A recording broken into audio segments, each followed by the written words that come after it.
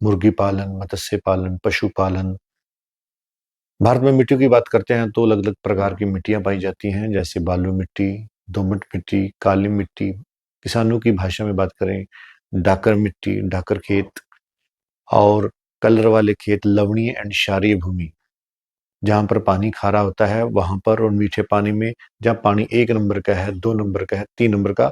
ये मैं किसानों की भाषा में बात कर रहा हूँ, बहुत सारे किसान भाइयों का फोन आता है।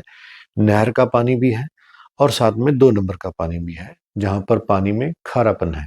तो उन मिट्टियों में और उन तरह उस पानी में किन वैरायटियों का चुनाव करना उपयुक्त रहेगा, उसके ऊपर मैं चर्चा की है, कर रहा हूँ। किसान भाइयों, जैसे कि मैंने आपको बताया कि हमारे पास सबसे जो काली मिट्टी, दोमट मिट्टी होती है, वो सबसे उपजाऊ होती है। और ऐसी मिट्टियों में और साथ में बालू मिट्टी की बात करते हैं।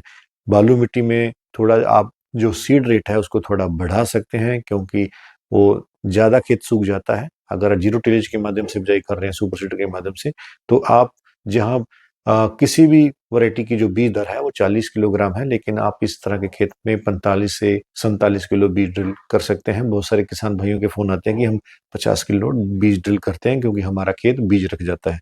तो ऐसी परिस्थितियों में किसान भाई DBW 327, DBW 372, PBW 872, HD 2967, HD 3406, और PBW 725, PBW 766, PBW 677, ये अगेती किस्में हैं जिनका बिजाई 25 अक्टूबर से लेके आप 5 दिसंबर नवंबर तक कर सकते हैं। अगेती किस्में हैं।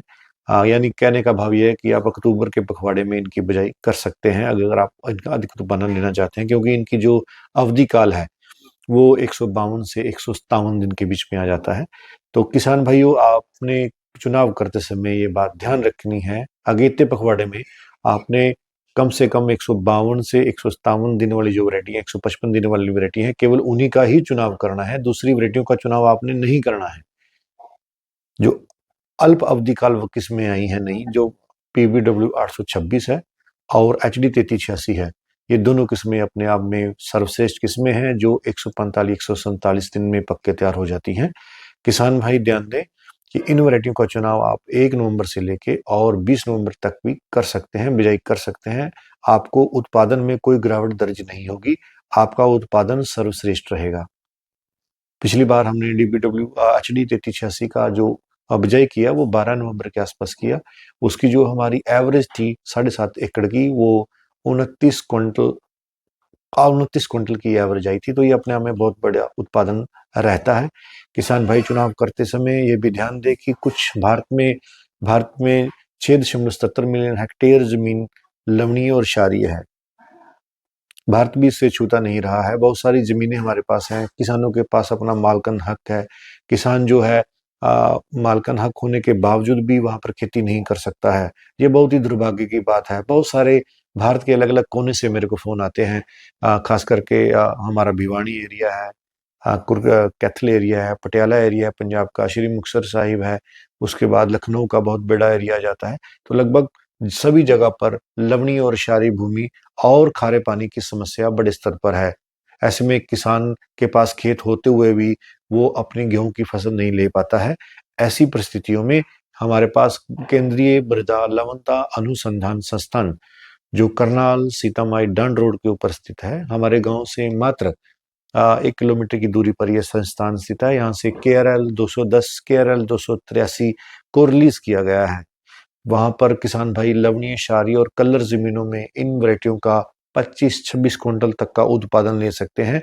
अगर किसान भाइयों का उत्पादन, जहाँ किसान भाई गेहूं की बिजाई करते हैं उसमें जर्मिनेशन नहीं आता है, अंकुरण नहीं आता है, तो ऐसी परिस्थितियों में वे भी आपको ये वैरायटियां 18 क्विंटल तक का उत्पादन दे रही। अगर किसान भाई 10-12 क्विंटल उत्पादन ले रहे हैं तो वो किसानों का उत्पादन छलांग लगाकर 22 क्विंटल के आसपास चला जाता है।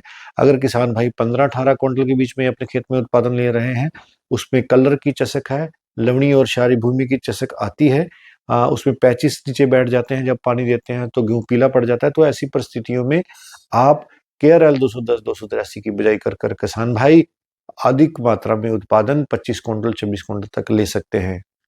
मैं यहाँ आपको ये भी बता देना चाहता हूँ कि किसान भाई, जो लेट में जाते हैं, लेट बिजाई में जाना चाहते हैं, जहाँ किसी कारणवश लेट हो जाते हैं, गन्ने वाले खेत हैं, आलू वाले खेत हैं, जहाँ किसान भाई अभी प्लेवा कर रहे हैं, जहाँ वो लेट भी हो सकते हैं, तो ऐसी परिस्थितियों में किसान भाई PBW 771 जो मात्र 130 दिन की किस्म है, उसका भी चुनाव कर सकते हैं।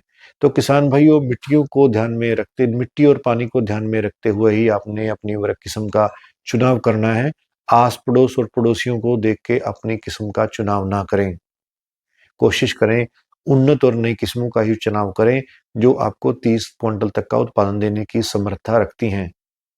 इसी के साथ मैं वार्ता को विराम देता हूँ। जय जवान, जय किसान, जय विज्ञान।